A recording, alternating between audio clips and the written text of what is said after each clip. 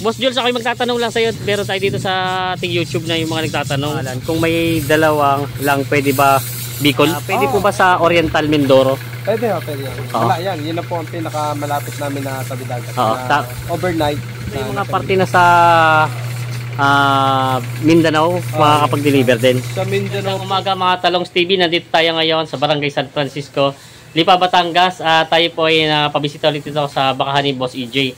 At siya po ay meron ditong 30 plus heads na mga available. At tayo nagtanong ng ilang impormasyon, lalong git yung mga manonood natin na nagtatanong paano ang proseso, ang shipping, lalong git sa mga tawid dagat at yung mga parting norte. At kung pwede ba makakuha ng dalawang o i-deliver ba ito. Kaya samahan niyo ako sa ating video dito sa ating hotel farm visit dito sa Barangay San Francisco, Lipa, Batangas. Yan na, good morning mga Talongs TV. From Padre Garcia, Batangas. Ngayon po ay araw ng Biyernes. Tayo po ay dumaan dito kala Boss EJ at tayo na-imbitahan nila dito sa kanilang bakahan.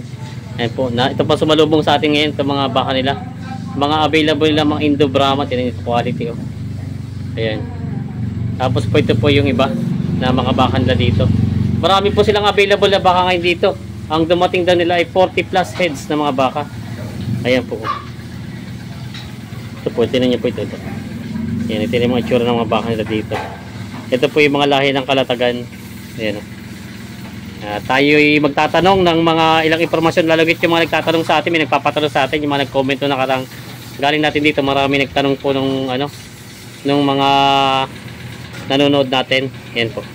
Yung mga nag-message po sa atin, babasahin natin at tayo magtatanong ng ilang impormasyon, lalong git sa mga ganito mga baka. Yan. Yan si Boss Jules. Inaasikaso yung mga baka niya.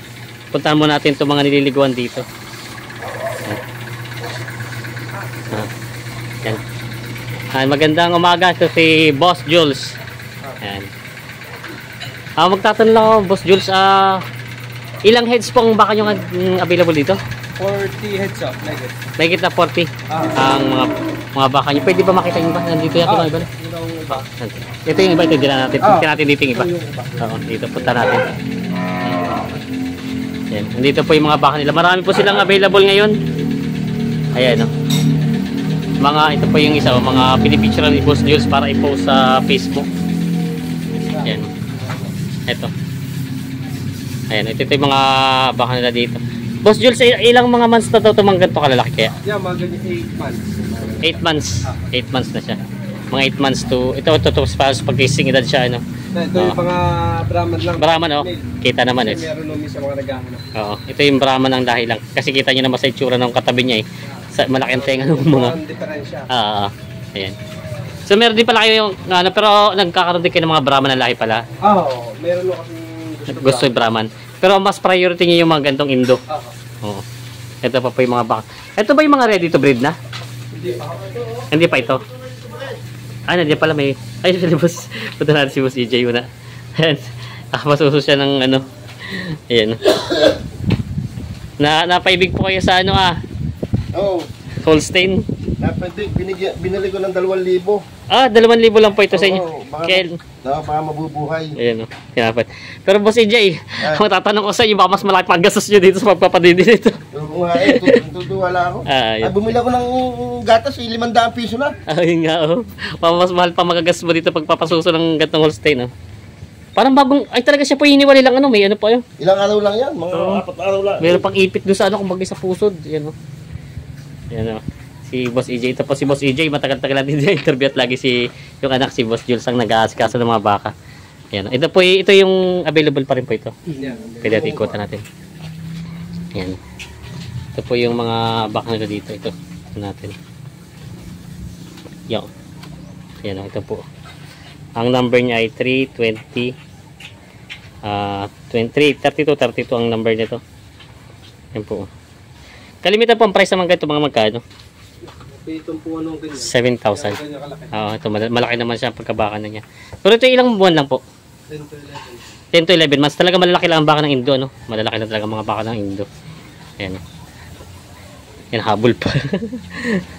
Habulin kayo sa loob ng bahay niyan. Ayun, tinapa po natin yan dito.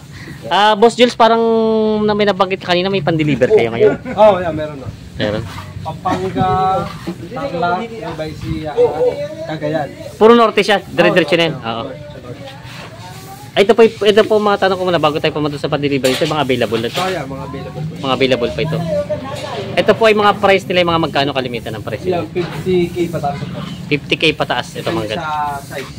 Kasi parang ito hindi assorted na size niya, no? Mga may malaki, may maliit, no? Yan, ito po yung mga baka nila dito. Pero wala kayo ngayong ready to breed. Wala po. Ang available lang po yung mga may isang taon lang. Medyo ilang buwan lang pwede na mag-hit. Hindi pala. Natin. Papasyalan natin yung mga pang-deliver nila. Yan. At doon tayo magtatanong kay Boss Jules no, ito po yung mga baka nila available. Bali, ang ano nyo pala available, nasa 30 plus. Ayan, no? Ito yung mga baka nila Boss Jules. So, pupunta natin yung mga baka ni Boss Jules. Ayan, no? Nandun nililiguan. Pan-deliver daw sa norte. Solid north. Talagang puro norte na, no? Diretso ito po yung mga pan-deliver. Ay, ito i-deliver din mamaya po.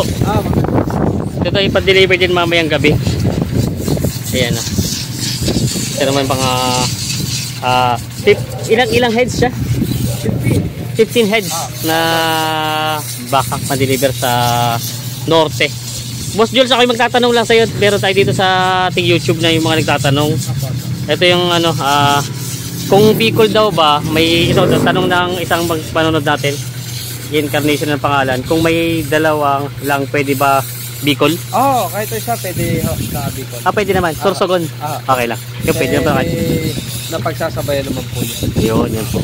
Tapos ito pa. Sa norte po, nagdi-deliver po ba? Part ng La Union. La Union po. Ano yun? Pre-deliver na rin siya. Pre-deliver na rin po. Yun po, yung mga nagtatanong sa atin. May vaccine. May turok na rin yun. May bakuna na po. Bakuna. Tapos yung, di ba kailangan dito ng mga papeles? Yung blood test? Pag sa norte po, halos hindi na kailangan ng blood test. Pag sa parting Visayas lang po, sa Dagat. Dito hindi na rin pala kailangan. Hindi kahit yung pinakadulong... minsan lang kung kailangan kapag yung isang talagang umarkila na sasakyan. Kung sila mag-ano. Pero pag sa inyo, hindi naman na. Hindi. Ayan pala. Yan. Ito pala yung kanina, may nag-comment din sa atin kaya sa live natin. Ito naman yung tanong ng isa, pwede po ba sa Oriental Mindoro? Pwede yan. Wala yan. Yun na po ang pinakamalapit namin na tabi dagat. Overnight na nasa inyo po baka. Overnight na nandun na yung baka. Kailan po may bayad bang tracking na niya? Yun na, 5K per head po yung hinihingi namin dyan sa Mindoro. Kahit saan Mindoro po. Kahit saan part. Basta yun sa Mindoro part na Mindoro, 5,000. Doon po ay required na rin ng blood test. Kasama na po. Parang imbunado pa po kami dyan. Pero kayo na po, kumbaga, kapag nakabili sa inyo, kayo na mag-aasikaso ng mga blood test. Kami na po lang. Yung blood test. Yun po talaga ang pinaka dapat talaga po tama-tama kasi kahit mali po isang numero, kahit nasa pierna, pinababalik pagka hindi po nila isasakay pagka mali yung isang airtag number. Kayo pala. Tapos ano po yung basta ang gagawin kasi lang po na kunyari nakabili sila ng baka, yung bayad lang nila, kayo na po bahala mag-aasikaso lahat ng... kami na po. Mag-aantay lang po sila. Yun lang po kanilang... Hintayin nila dumating yung baka doon sa kanila. Ayun. Yan pa po yung mga tanong nila. Ayan. Eto, tatanungin ko na rin sa iyo. Mga manood naman natin ito sa ating pina-upload eh. Ano daw ba ibig sabihin ng balagbagin? Yung balagbagin yun po yung medyo katawan hindi masyado katawaan. Talagang may talaw na ginagawang tatabain po. Yung kumbaga pag nagkalaman po, pwede lamnan na lang, tabain, pwede lang ibenta po. Kumbaga hindi sa patilingan na yan. Pasensya na po, tinanong ko na rin, nandito na rin ay. Ayan. Ito po pala, ito pa isang paano po, sabi nila, paano po ang tawid dagat? May quota ba dyan required per head? Wala po namang quota sa tawid dagat. Ang sa Leyte lang po tayo mayroong minimum. Sa Leyte? Kasi yun po ang pinakamalayo sa kaya namin dalan sa tawid dagat. Yung mga Cebu, wala naman pong minimum. Cebu, Iloilo, Negros, yan. Wala pong minimum yan. Pwede matanong kung ilan yung quota nyo pag doon sa binanggit mo, anong pangalan? Sa Cebu? Sa Leyte. Ilan dapat? Ang minimum po dyan, mga 4 pataas po. 4 pataas naman. Hindi naman karamihan pala, kala ko mga 1 dosena. Hindi naman. Medyo mahal na rin po singil ng tracking sa amin. Magkano nga pala po ang tracking pala doon sa mga ganun? Pagkakatanda ko po, ang hingi po sa amin dyan sa Leyte per head ay 15K per head. Binabawasan lang po namin, ginagawa namin 12K per head po. 12K? Ako magay-discount na yung 3,000. Medyo malaki pa nga po yung 12K. Kaso wala pong matitira kapag nag-imbo na po na. Oo. Kumbaga yung talagang kalakaran doon ng pan-tracking. Opo. Meron pa boss, boss Jules? Paano naman po yung mga parte na sa Mindanao makakapag-deliver din? Sa Mindanao po, ang minimum namin nasa 20 heads po. Ayan. Kasi nakamalayo na po yan. Pero may isang beses po kami din nakapagpadala.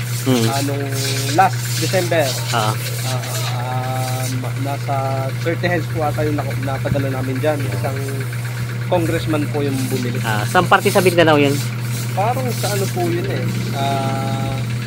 Davao na. Ayan. Pwede naman pala, kaya lang may minimum talaga. 20 heads ang pinaka-max minimum niya. So, malakalan din po ang gastos. Yung gastos. Ang tracking naman doon, magkano inabot niya? Yung inabot po ng tracking doon, nung huling kuha, nasa 200 po. 200? Ay, lahat na yun? Lahat na po. Na 30 heads? Medyo mahal nga pala. Kumbaga talagang isang gastos talaga sa tracking. Gusto lang po talaga ng ganyang lahi ng baka, kaya hindi na pa talagang napa-invest na po.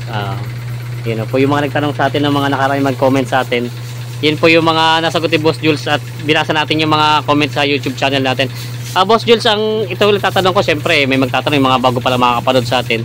Magkano ba ang umpisang price nyo ng mga baka nyo Indo? Ang pinakamababa po namin sa babae na medyo Indo na po, pinakamababang dumadating 40K plus. 40K plus? Pataas na po yun, depende sa size. Pero minsan po, sa kalidad. Kalidad din? Minsan sa kalidad. At sa lalaki naman po, ang pinakamababa ay 50K plus. 50K plus ang mas mahal nga lang yung lalaki. Yan. Ito po yung mga baka nila Boss Jules. Bali ito ay ang dideliver daw nila sa parteng norte, yung diretso simula Pampanga hanggang dulo na. Pampanga, Nueva Ecija, Cagayan. Cagayan, ang pinakamalayo, Cagayan ano? Sa ulo na po ng Pilipinas. Ayun ang binabanggit ni Boss Jules kanina, Cagayan pala. Ayan. 15 heads po ang di-deliver nila. Ito po ay libre na nga ba? Pre-delivery. Pre-vaccine na po yan. Kahit sa Cagayan? Kahit sa Cagayan, pre-deliver na daw. May mga turok na rin daw pala itong mga to. Ayan po, ito yung mga baka nila, tinan nyo po. Ito yung mga pan-deliver na ito. Iba-iba nga lang ang size ng mga baka nila dito na ano. Ito po yung ginagayak natin. Ito daw po ay mamayang gabi. Mamayang gabi ang deliver. Ito po yung anong araw darating sa Cagayan, mga hapon na doon na rin. Pag sa Cagayan po, ayan po ay ipapasa po nila yan sa Ordaneta. May tracking din. Tapos, yung magdadala po niyan, sila na po yung kakausap doon sa bumibiyahe sa Ordaneta na taga Cagayan. Doon po nila ipapasa naman. Kasi pagka diretso po yan, napakalaki po ng gastos. Hindi po kakayanin kahit lalo na po pagdadalawa. Hindi po kakayanin. Baka lugi pa yun. Ayan. Kaya yun pala, ganoon pala transfer na lang pala yung ganun sa ginawa nila. Ito po yung mga baka nila. Bali 15 heads daw po yung pan-deliver sa norte. Solid north dito, puro norte yan. Ayan. Ngayon po wala pa naman na tawid dagat, parang medyo nagkaroon kasi ng problema sa isa pa lang po yun nandyan sa nagdadalahin. Kasi parang yung Cebu ngayon parang medyo na-apekto ng bagyo. Kaya Cebu ang marami kasi na parang nakakausap ko na marami sa magbaka. Kasi taga Cebu po yung shipper namin. Kaya pala kumbaga mabilis kayo makapag-contact, makapag-deliver sa kanila. Po yung mga baka nila Boss Jules. Po yung mga baka nila. At yung nga lang po, wala po silang ready to breed na available ngayon, pero lagi naman sila may kaya lang ito po kasi ito ang kalimitan mga size na talagang medyo mabilis sa inyo, no? Talagang laging dumadating. Yung mga budget na pero marami naman po sila na mga bakang available. Yung nakaraan, parang po natin marami silang mga ready to breed na dumating. Ayan. Boss Jules, maraming salamat sa iyong oras. Bago natin tapusin yung video natin, gusto ko muna magtanong kung pwede ba ulit mahingi yung Facebook mo para yung mga gustong tumawag, mag-inquire. Pahinga po ng number niya. Yung number ko po, 09661 401 342. Tapos ang main account ko po ay yung Jules Licky po. Jules Licky. Tapos meron po kaming FB page na Boss EJ Livestock. Yan, Boss EJ Livestock. Naka-direct naman po sa mga may-ari. Yan, maraming salamat Boss Jules sa inyong oras at pinagbigyan tayo ni Boss Jules na makita yung mga baka nila dito. Ito, tinan yung mga baka nila. Oh. Ayan. Yan yung mga baka nila dito. Medyo maputik lang siya pero pag nahugasan naman kitang-kita ng mga pagkabaka. Yan, maraming salamat po mga Talongs TV. May mga katanungan po, may mga comment. Pwede po kayo mag-message sa akin para may tanong natin kay Boss Jules sa susunod na pagbabalik natin dito. Maraming salamat po mga Katalongs TV. God bless.